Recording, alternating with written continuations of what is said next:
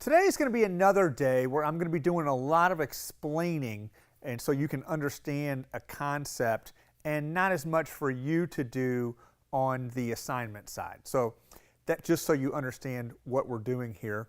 What I'm going to be doing is talking about your camera's meter, its light meter in particular. Now, why are we going to go through that? Because this is the foundation of exposure. This is what your camera is going to be using to determine how much light you need to make a proper exposure, and then that's what you'll use when we get into our 3 exposure controls. You'll be looking at this meter reading to decide where you need to be. Some of you may have this with something called exposure simulation, and that is on your camera. On the back of it, a lot of times it will show the exposure of the scene in sort of live view, or if you have a mirrorless camera, it will just show it all the time. And basically in those situations, as it'll have your display, like I said, it overexposed here, and it actually shows it really bright. And then as I make my exposure settings less and less, it gets darker. So you may think to yourself, well, couldn't I just sort of look at the back of the camera, decide how bright or dark I want it to be, and set my exposure that way?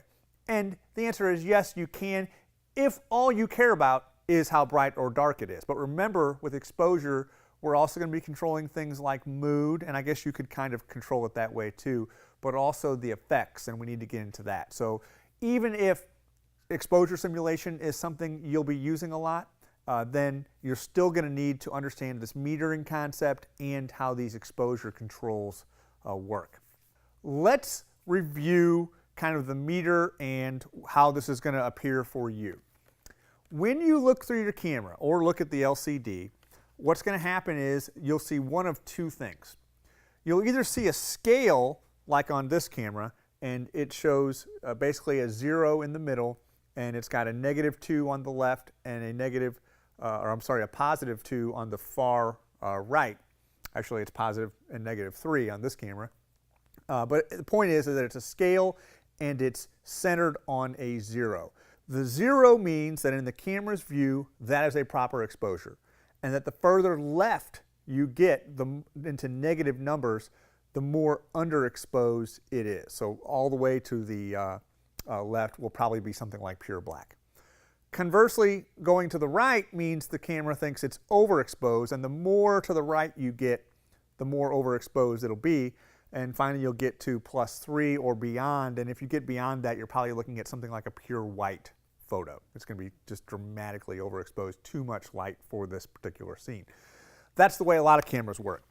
Others will simply give you a number. I have this little Sony here, and it has, instead of a scale, it'll simply have a number. The number will either be a 0, a negative number, or a positive number. And if you've set the camera up to overexpose, then it's going to have a positive number. Let me show you here. I've done this here. It's a really super long shutter speed, so it's flashing +3, and you can see it's very white or bright. And the point of that is that that's the camera showing you through the scale, not a scale here, but a number system, that it is in fact overexposed. So you can tone it down, and when you get it to 0, that means in the camera's estimation, it is proper exposure. If you're dealing with a negative number, then the camera thinks that you're underexposed. So the takeaway here is either look at the scale or look at the number, and that's how they work. Think of it sort of a 3 bears scenario, that you might, negative number is like too soft, and a positive number is like too hard, and you want to get right in the middle and be just right, and that is the 0. The question is, how does the camera know what's right? And here's kind of where people stumble, and what I really want to get you to have your brain around so that you'll understand how exposure works and how you can control it. The camera doesn't know what's right. All the camera knows is that the manufacturers have figured out that anytime you look at a scene in front of you, if you were to take all the pixels and sort of average them out, what would it be? And they've figured out that there's a discrete tone of middle gray that works out to most of the time. That's referred to as middle gray. You'll hear it called 18% gray a lot, but that's what it is that there's a specific shade or tone that basically your camera is always going to tell you this is the proper exposure for your camera. If you have your exposure control set to let in less light than what would make this 18% gray, the camera says you're underexposed. If you have more light set in through these controls, because your camera knows the effect of these controls and the changes to these controls, then your camera's going to say, well, you're going to let in too much light here, so that's going to be more than or brighter than 18% gray. You need to dial this back to get it to 0, okay? So that's the thing, is that the camera is always pushing to this middle gray or 18% gray. A lot of times that works, but sometimes it doesn't, and understanding this concept will help you take complete control over the scene. Let's consider a couple examples where you're going to find that you need to take control of the camera. And I'll just show you here.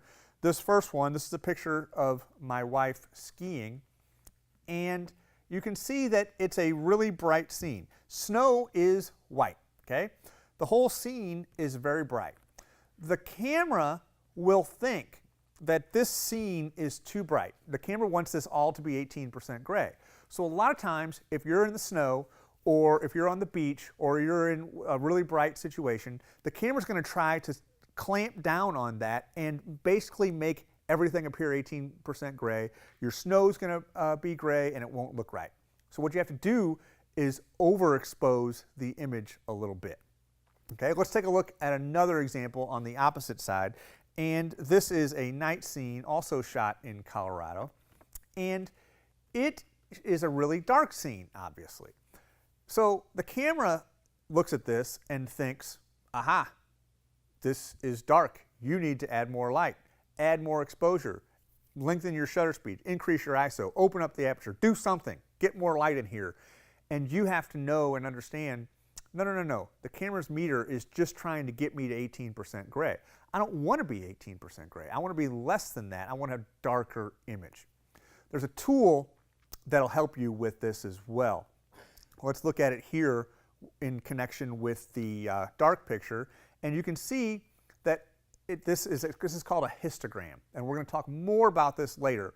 But a histogram is nothing more than a bar graph. Remember bar graphs from like grade school, and they would basically, you'd simply have these bars on your screen, or I'm sorry, on your graph, and they would ask you a question, say like, what's your favorite color? And they'd ask all these different people, and then 18 people would say my favorite color is blue, so blue would get this big, okay?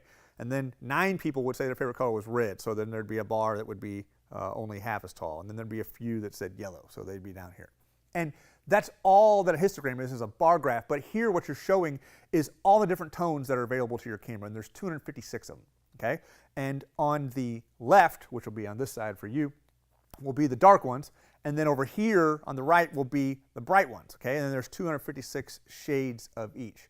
As you can see in this dark picture, they're all bunched to the dark side, right? And the camera doesn't like that very much. You can set this histogram to show up on the LCD of your camera or not, or you can look at it later in post-processing. But that's what the histogram is showing you, is that this is underexposed. But that's per the camera's meter. The camera's meter is not infallible. It just wants everything to be 18% gray.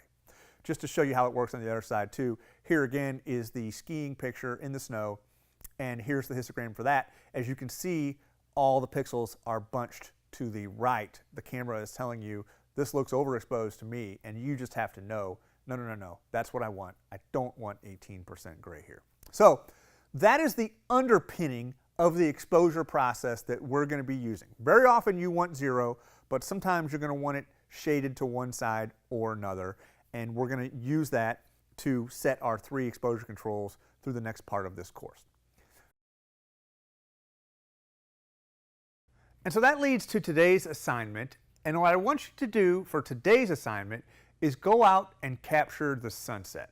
Now, why would I have you do that today? Because this is going to allow you to put what you just learned with regard to the camera's meter to good use.